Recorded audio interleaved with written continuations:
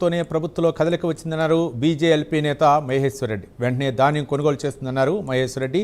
చివరి గింజ వరకు ప్రభుత్వం కొనుగోలు చేయాల్సిందేనన్నారు. ధాన్యం కొనుగోలు చేయలేకపోతే కేంద్రంపై విమర్శలు చేస్తున్నారన్నారు. జూన్ 1 నాటికి కొనుగోలు చేయకపోతే మరోసారి రైతుల కోసం పోరాటం చేస్తామంటున్న ఏరేటి మహేశ్వర్ రెడ్డితో మా ప్రతినిధి Nagendra face to face. BJLP నేత మహేశ్వర్ రెడ్డి ఆధ్వర్యంలో జరిగినటువంటి రైతు గోస బీజేపీ భరోసా యాత్రతో ప్రభుత్వం కదిలింది. 4 రోజుల పాటు చేసినటువంటి యాత్రతో రైతులకి న్యాయం జరిగిందంటున్నారు బీజేపీ నేతలు. ప్రస్తుతం ఇదే అంశంపైన మనతో మాట్లాడేందుకు బీజేఎల్పీ నేత మహేశ్వర్ రెడ్డి ఉన్నారు. మాట్లాడించేటటువంటి ప్రయత్నం చేద్దాం. సార్, ఈ 4 రోజుల యాత్రతో ప్రభుత్వంలో కదలిక వచ్చిందని చెప్తున్నారు. పూర్తి స్థాయిలో ధాన్యం కొనుగోలు చేస్తుంది అనుకుంటున్నారా? మీరే చెప్పాలి.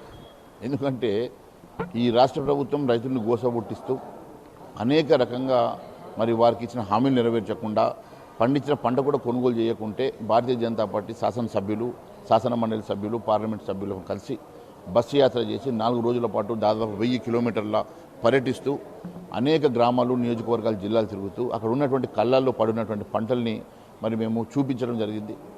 అప్పుడు ఈ రాష్ట్ర ప్రభుత్వం కదిలి మంత్రులు గాలి మోటార్లలో పోయి అక్కడ చూసి మేము ఇంకా ఎత్తేస్తాం, వారంలో ఎత్తేస్తాం, 3 రోజులు ఎత్తేస్తాం అంటున్నారు. మరి ఆ సోయి ముందెందుకు లేదు? మరి ఇప్పుడు కూడా మేము అడుగుతా ఉన్నాం. మీరు వారం రోజుల్లో కూడా ఎత్తేసే పరిస్థితి కనబడతలేదు. ఎందుకంటే ఎక్కడ పడితే అక్కడ ఈరోజు కూడా ఇప్పుడే నాకు ఫోన్ వచ్చింది. ఆలూరు అనే గ్రామం లోపల రైతులు రోడ్డు మీద 4 గంటల నుంచి ధర్నా చేస్తున్నట్టు ఇప్పుడే నాకు ఫోన్ వచ్చింది.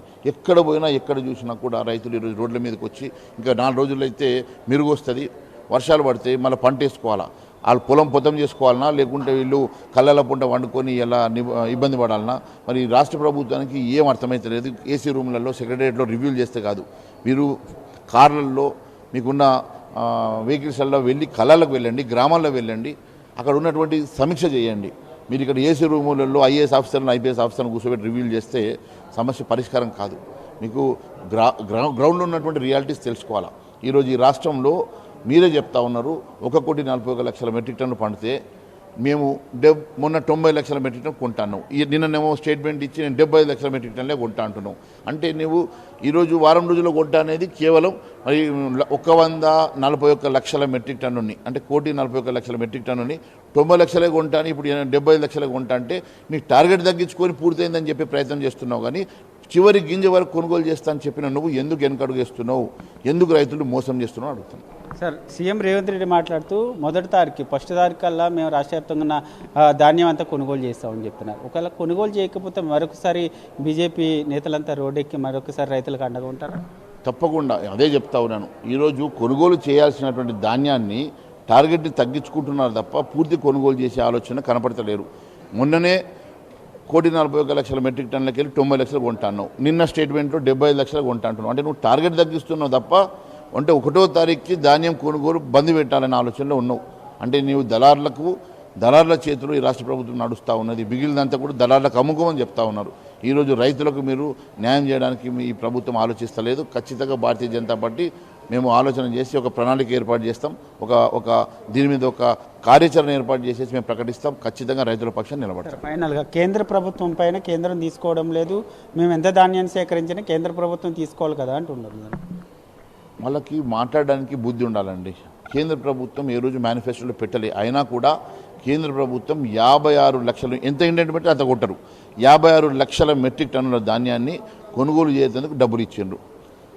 సుత్తులకి, దబ్బనానికి, బ్యాగులకి, ట్రాన్స్పోర్ట్కి, హమాలీలకి, ప్లస్ మిల్లింగ్ చేసిన తర్వాత బియ్యాన్ని కూడా కొనుగోలు చేయడానికి డబ్బులు ఇచ్చిండ్రు. మరి వీళ్ళు ఆ 56 లక్షల మెట్రిక్ టన్నులు కూడా కొనుగోలు చేసడం శాతనైతలేదు. ఇప్పుడు ఏమైపోతుంది? వాళ్ళకి చేతగాక కేంద్ర ప్రభుత్వం మీద అంటా ఉన్నారు కదా. మీరు ఏమన్నారు మేనిఫెస్టోలో? చివరి గింజ కొనుగోలు చేస్తా, దాన్ని ఎక్స్పోర్ట్ చేస్తా అని చెప్పినాడు రేవంత్ రెడ్డి. మరి ఎక్కడ ఎక్స్పోర్ట్ చేస్తున్నాడు? వాళ్ళకి ఎక్స్పోర్ట్ చేస్తున్నాడు. నువ్వేమన్నావు? అప్పుడు కేసీఆర్కి శాతనైతే లేదు, నేను వస్తానంటే మొత్తం కొనుగోలు అంతా పూర్తి చేసేసి అంతా ఎక్స్పోర్ట్ చేస్తాను కదా. మరి ఇప్పుడు ఎందుకు కొంటలేవు? ఎందుకు కేంద్రం మీద అంటున్నావు? నువ్వన్న స్టేట్మెంట్కి ఎందుకు కాంట్రడిక్టరీగా మాట్లాడుతున్నావు అని అడుగుతున్నావు. ఇది మన మొత్తానికి చూసుకుంటే బీజేపీ భరోసా యాత్రతో రాష్ట్ర ప్రభుత్వం కదిలింది. రాష్ట్రంలో ఉన్నటువంటి ధాన్యాన్ని కొనుగోలు చేసేటటువంటి ప్రయత్నం చేస్తున్నారు. కానీ పూర్తి స్థాయిలో కొనుగోలు చేయడం లేదు. 1వ తేదీ వరకు కూడా కొనుగోలు చేసి మిగతాది దళారులకు అప్పగించేటటువంటి ఆలోచనలో రాష్ట్ర ప్రభుత్వం ఉందనేటటువంటి అంశాన్ని బీజేఎల్పీ నేత మహేశ్వర్ రెడ్డి చెప్తున్నటువంటి పరిస్థితి ఉంది. ముఖ్యంగా చివరి గింజ వరకు కూడా కొనకపోతే మేము మరొకసారి రోడ్డెక్కి రైతుల పక్షాన పోరాటం చేసేందుకు సైతం సిద్ధంగా ఉన్నామంటే